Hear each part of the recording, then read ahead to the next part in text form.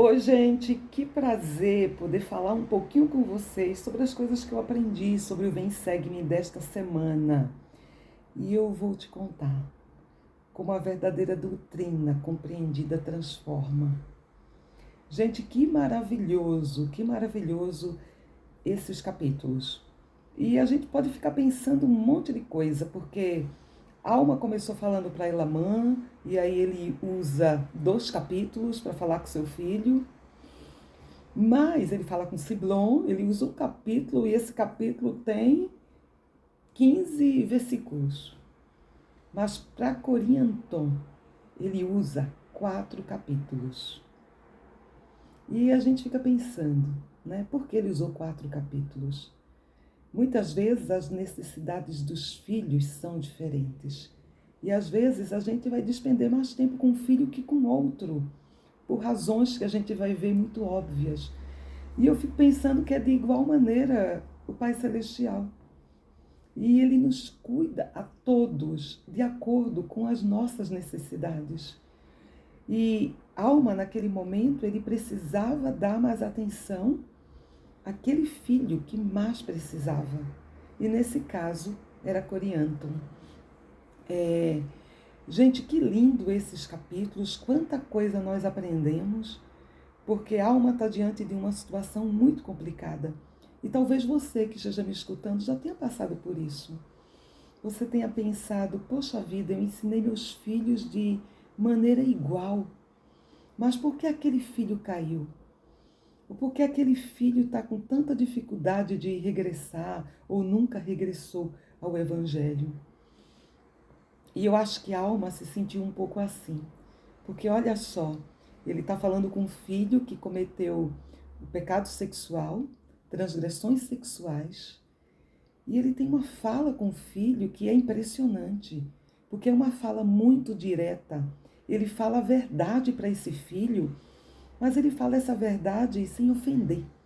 Ele fala palavras sábias, ele fala com a dureza que precisa ser falado, mas ao mesmo tempo ele é amoroso, ele é gentil. Ele demonstra esse amor pelo filho e ele ensina a verdadeira doutrina. Eu achei muito interessante, eu gostei muito já no início, quando Alma diz para ele, para Corianton, no capítulo 39, no versículo 1. E agora, meu filho, tenho algo mais a dizer-te, além do que disse a teu irmão. Pois eis que não observaste a firmeza de teu irmão, sua fidelidade e sua diligência em guardar os mandamentos de Deus? Eis que ele não tem sido um bom exemplo para ti? Alma tinha acabado de falar com Siblon. Antes ele havia falado com Elamã. Né? E certamente ele estava falando aí dos seus filhos ou de Siblon, que havia acabado, mas Elamã também era um exemplo. E ele fala assim, eles não foram um exemplo suficiente para você? Ou seja, eles estão aí obedientes, mas e você não? Então ele chama o filho a essa reflexão, né? Que os irmãos estão sendo fiéis e ele. Ele diz ainda, não prestaste tanta atenção às minhas palavras como teus irmãos. É como se a alma quisesse dizer assim, poxa vida, eu ensinei a mesma coisa. Eu ensinei, vocês estavam lá comigo numa missão entre os oramitas, mas você não prestou tanta atenção. Então observe como ele chama a atenção do filho, mas ao mesmo tempo ele usa essa linguagem meu filho. Né? E como ele aconselha, ele diz assim, agora isto é o que eu tenho contra ti. Persististe em te vangloriares da tua força e da tua sabedoria. Ou seja, você persistiu em acreditar em si mesmo, em confiar em si mesmo, em ser desobediente. E ele diz, isso não é tudo, meu filho. Olha só, esse meu filho, né? Esse assim, tão carinhoso. Você pecou, você fez tudo errado, mas você é meu filho e eu te amo. Meu filho, fizeste coisas que me afligiram. Eu fico imaginando a dor de um pai quando vê o seu filho cair. É muito grande, é muito grande. E quando ele diz, Fizeste coisas que me afligiram, que me doeram, né? Pois abandonaste o ministério e foste à terra de Sirom, dentro das fronteiras dos Lamanitas, atrás da meretriz Isabel. Ou seja, ele é direto, ele é preciso, ele fala da sua dor, ele fala da sua tristeza, ele fala do pecado do filho, aí atrás da meretriz Isabel. E ele fala mais.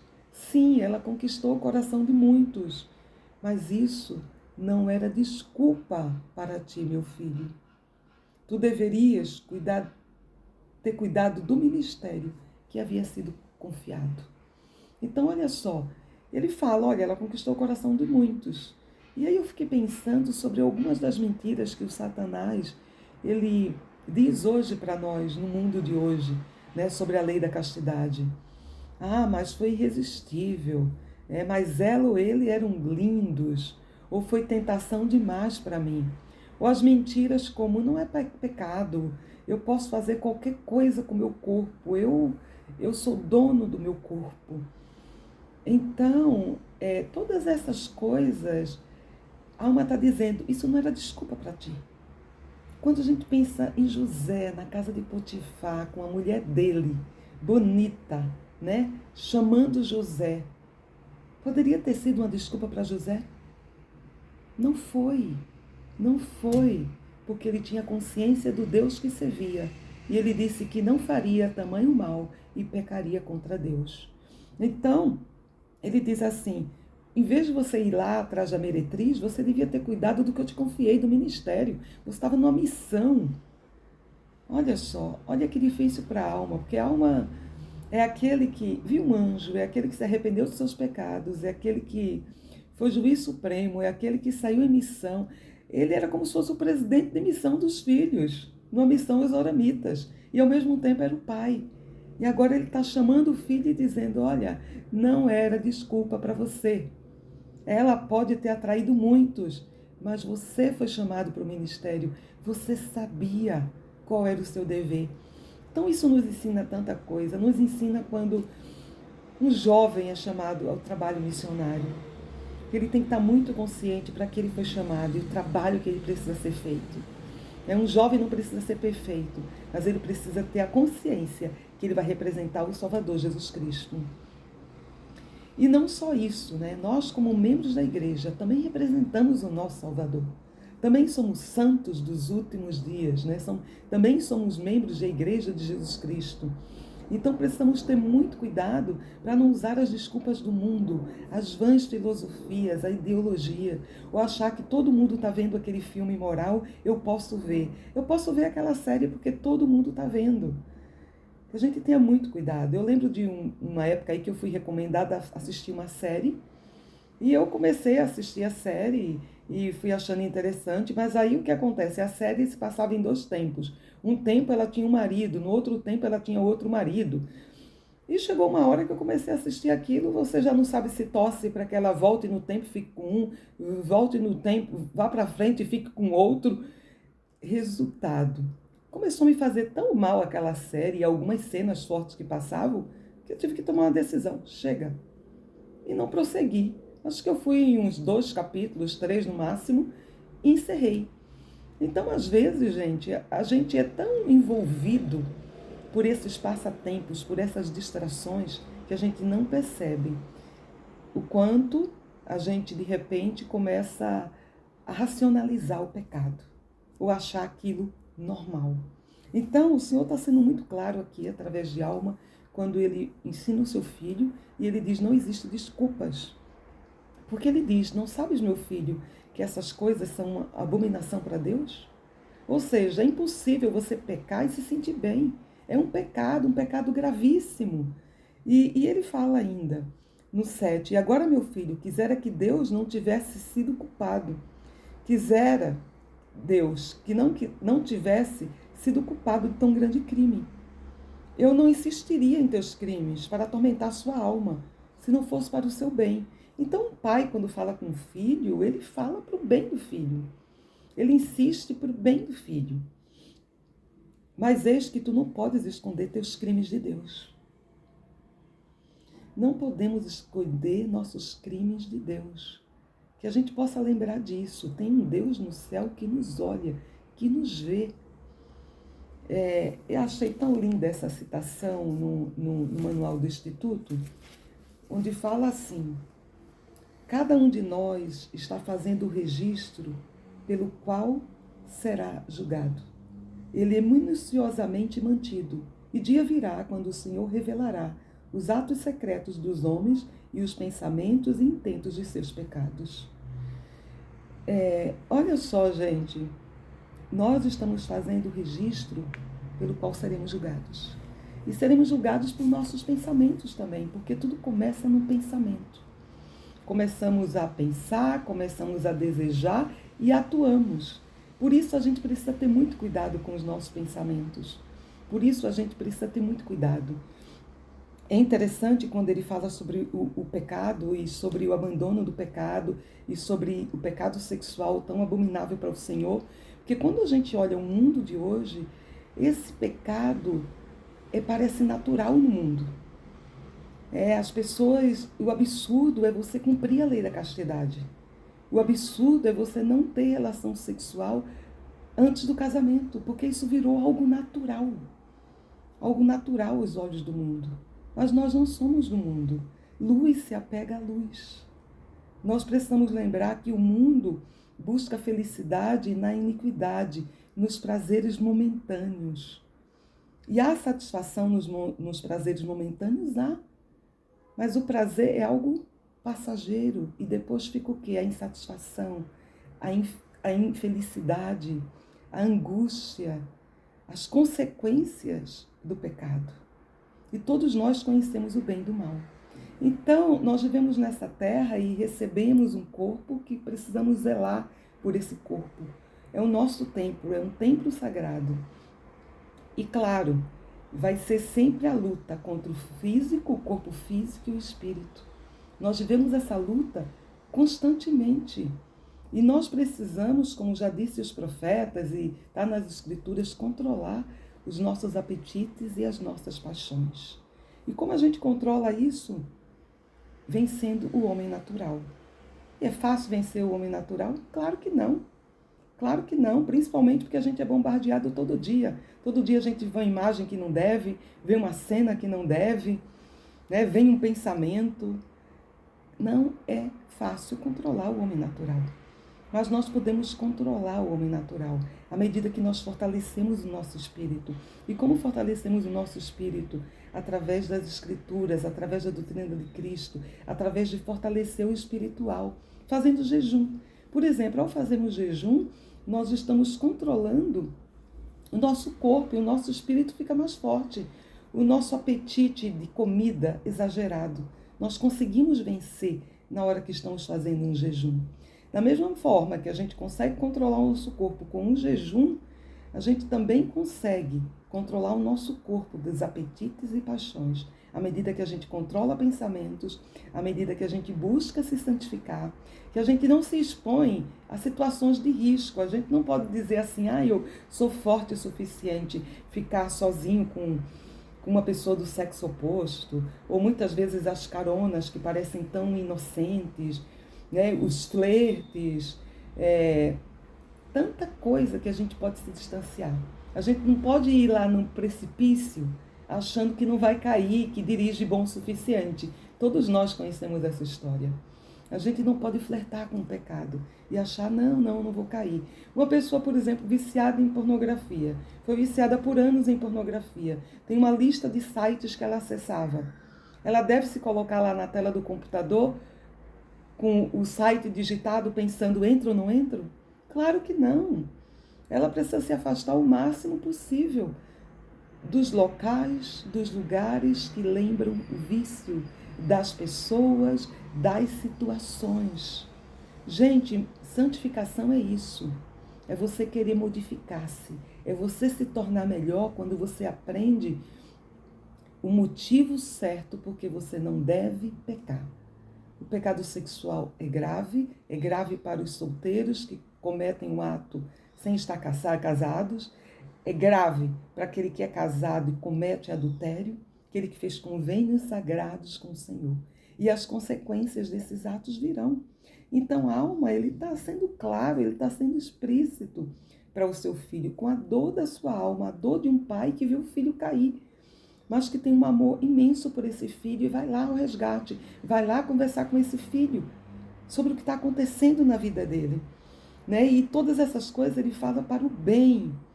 E ele diz ainda, né? Olha, escuta os conselhos e orientação dos teus irmãos, dos mais velhos. Né? Ele diz, não te deixe levar por coisas vãs ou insensatas. Não permitas que o diabo desvie novamente teu coração para ires atrás dessas iníquas meretrizes. Olha só que ele diz, coisas vãs e insensatas. Ou seja, não te deixes levar. Ele se deixou levar, ele fez uma escolha. E que o diabo te desvie novamente, para ires atrás dessas meretrizes. É fácil se desviar novamente. Uma vez que você caiu, se não houve um arrependimento sincero e se você não colocou a mente focada em Cristo, é fácil você voltar e regressar ao pecado. Ele diz, eis que meu filho, quanta iniquidade trouxeste sobre os zoramitas, pois quando viram teu procedimento, não acreditaram em minhas palavras. Olha a influência que tem um mau exemplo, assim como tem um bom exemplo. Na hora que os zoramitas viram o filho de Alma, acho que o monte apontou o dedo, olha lá, é o filho dele, olha o que ele está fazendo, está com a cara meretriz. Ele está ensinando aqui Alma sobre castidade, mas o filho dele não cumpre. Ou seja, os zoramitas não acreditaram. Muitos deixaram de aceitar o evangelho por conta daquele mau exemplo. Então, gente, vamos ter muito cuidado com o que a gente faz no nosso dia a dia. Como a gente vive, né, as coisas que nós pregamos, as coisas que nós aprendemos, a doutrina de Cristo. O evangelho é para ser vivido todo dia, não é só no domingo colocando uma gravata, colocando um vestido, não. É dia a dia, através de comportamento, de vestimenta, de linguagem, de palavras, de expressar a nossa luz, as coisas que nós acreditamos. É assim que se vive o evangelho. E quando a gente vive o evangelho, outras pessoas vão despertar o interesse. Outras pessoas vão ver a luz em nós e vai dizer, nossa, mas ela é diferente. É a luz de Cristo. Então ele diz, e agora o Espírito do Senhor me diz, ordena a teus filhos que pratiquem um bem, a fim de não conduzirem o coração de muitos à destruição. E aí ele diz, né? O Espírito falou isso para a Alma, e a Alma foi lá e conversou com seu filho. E ele ordena que te voltes para o Senhor com toda a tua mente, poder e força. E que não desvies o coração de ninguém, mas para a iniquidade. Mas antes, volta para eles. Reconhece tuas faltas e o mal que praticaste. Então, olha só, ele diz, voltes para o Senhor. Gente, é fácil voltar? Você pode dizer, é fácil. Outros podem dizer, é difícil voltar. É fácil voltar quando você sente o desejo de voltar. Quando você reconhece os seus erros, quando você se arrepende de verdade. E quando você sabe que é possível através da expiação de um Salvador. Então ele diz, voltes para o Senhor, mas não é voltar pela metade não, gente.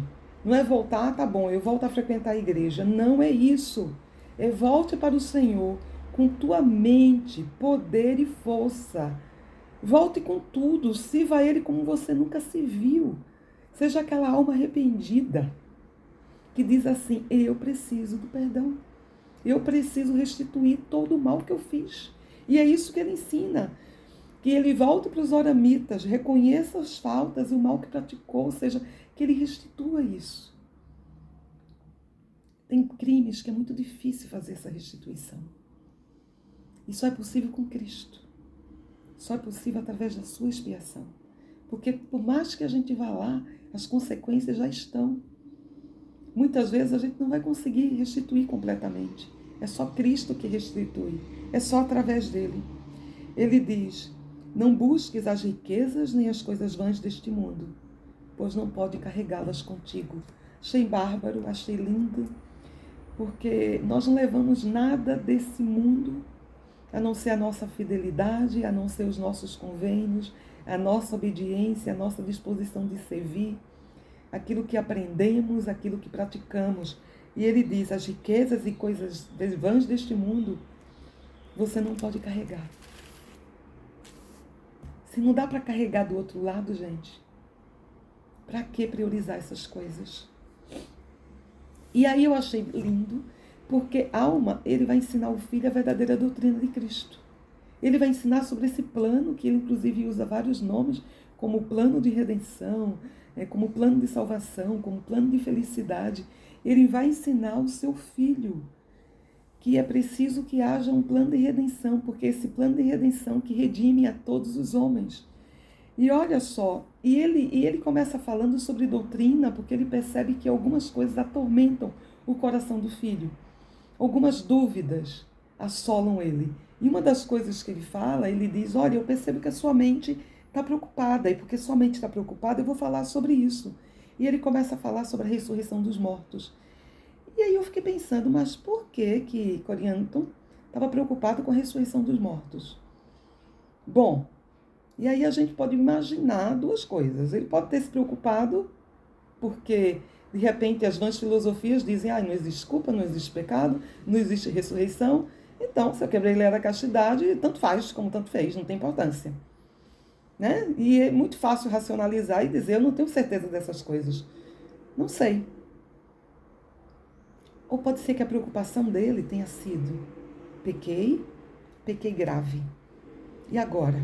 Tem jeito para mim? Posso ser perdoado? Vou ressuscitar um dia? E é sobre isso que a alma ensina para ele. A alma ensina a verdadeira doutrina. E ele fala sobre a ressurreição de Cristo. Ele fala sobre a hora, que todos os homens morrem. E existe um intervalo, um período de tempo entre a morte e a ressurreição.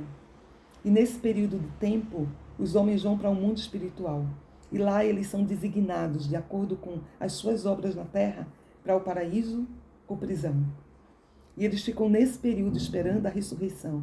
Ele ensina para eles que existe perdão para todos os pecados, né? Exceto, como foi dito no início, aqueles pecados que a negação do Espírito Santo, aqueles pecados considerados imperdoáveis. Ele fala, que existe a ressurreição e que todos os homens ressuscitarão, mesmo aqueles que não foram obedientes, mesmo aqueles que não foram fiéis, todos ressuscitarão.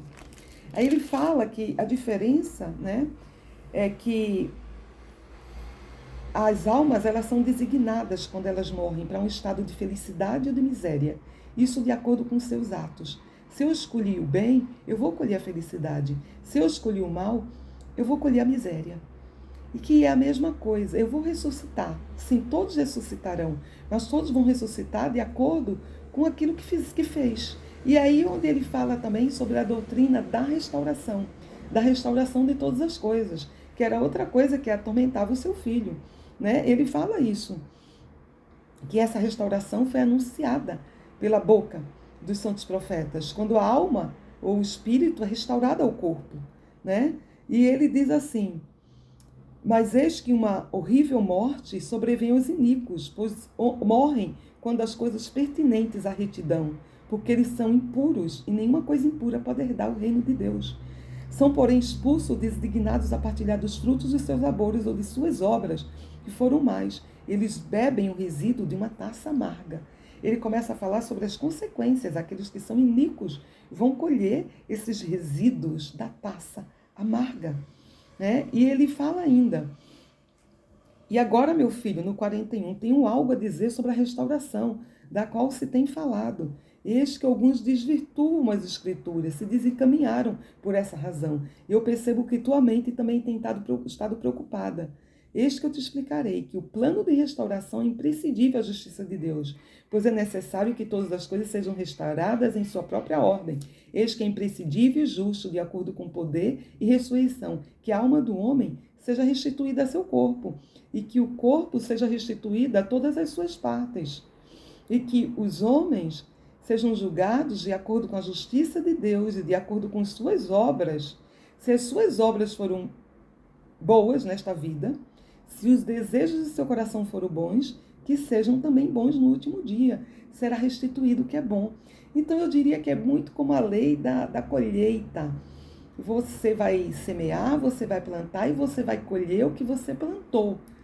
Então não dá para, aquele clássico exemplo, eu vou plantar, sei lá, laranja, espero colher morango. Não, eu vou plantar eu vou colher aquilo que eu plantei, aquilo que eu semeei. Então, se eu semeei o bem, se eu fui uma pessoa boa, de caráter, se eu fui obediente, se eu cumpri convênios, isso vai me ser restaurado. Mas se eu fui uma pessoa que pratiquei o mal, que adulterei, que quebrei a castidade, que não me arrependi, que fiz o errado, isso também será restaurado. O mal também estará comigo.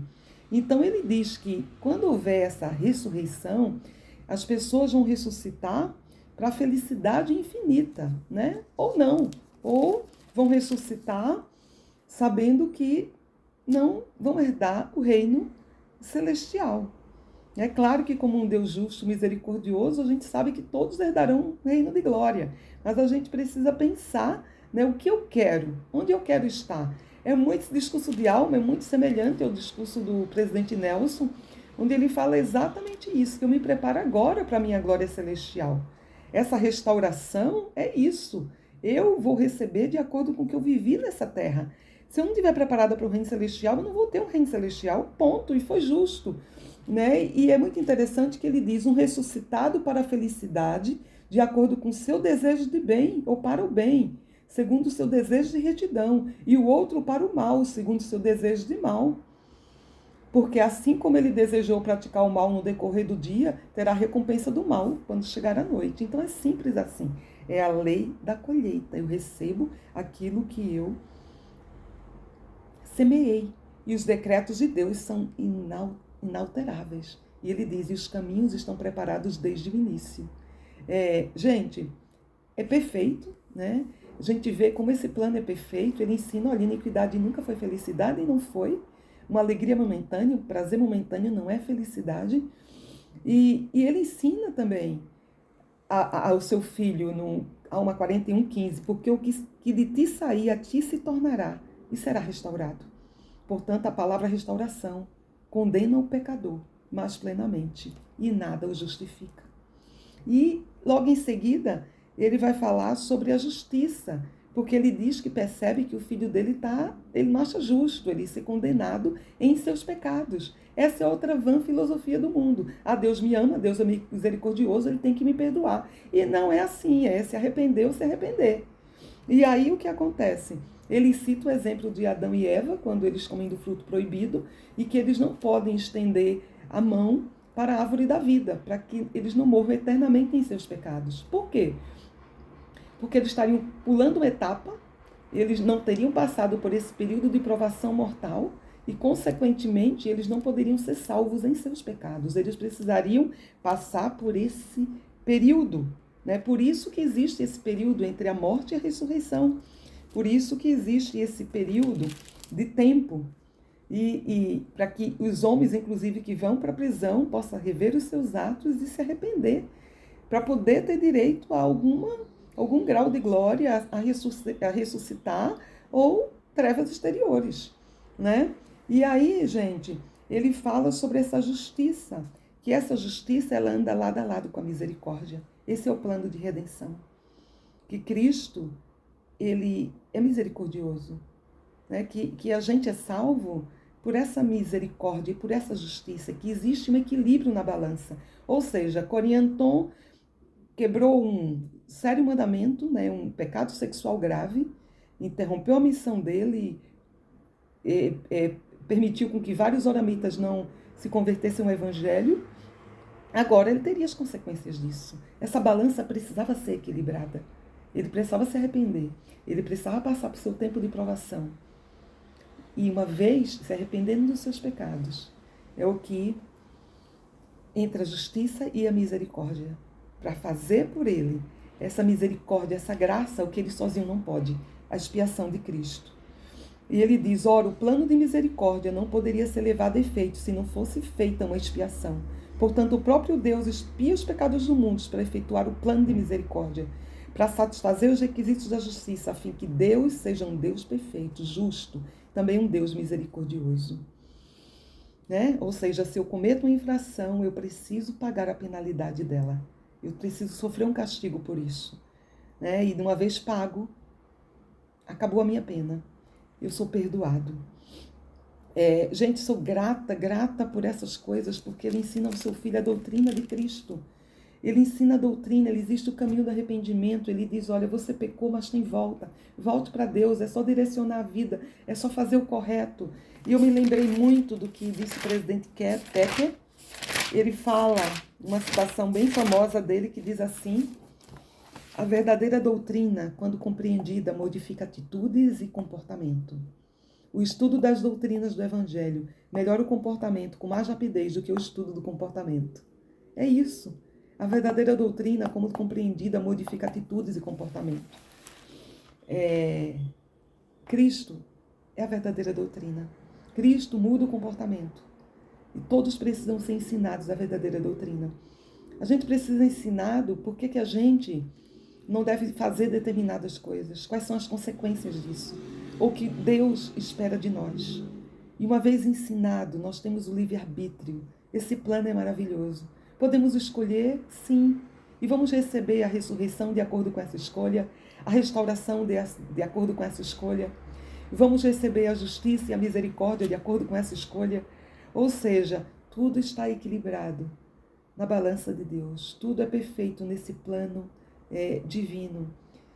E que a gente possa realmente ter os olhos fitos no plano de redenção. Todos nós precisamos dele, todos nós pecamos, precisamos de um Salvador. E que a gente ensine aos nossos filhos que o Satanás vai tentar dizer, não tem mais jeito, mas tem. Lembre-se quem você é, da sua identidade divina. Lembre-se que você ainda pode se voltar a Deus, tomar uma decisão na sua vida, se arrepender realmente dos seus pecados. Voltar-se a Deus com todo o poder, mente e força e fazer o correto. E trilhar novamente esse caminho da verdade que vai te levar de volta à presença de Deus e que a recompensa não é momentânea, não é passageira, mas é eterna. Que a gente possa lembrar disso. Gente, quando a gente está numa cama de hospital, quando a gente está definhando no hospital, o que mais importa não é nosso corpo. O que mais importa é o nosso espírito. É o que a gente vai levar de volta. É isso que ensina a alma. É isso que ensina esse pai amoroso ao seu filho que diz, você caiu. Caiu muito baixo. Mas você pode se erguer. Eu estou aqui para te ensinar a doutrina. Eu estou aqui para tirar suas dúvidas. Eu estou aqui para te trazer de volta. E é maravilhoso, porque essa doutrina é compreendida. A gente vê que Corianton se arrepende, ele volta ao ministério, ele muda a sua vida. É para isso que serve o arrependimento, é para isso que serve a expiação. Esse grande plano de felicidade. E por isso há esperança para todos nós. Até a próxima.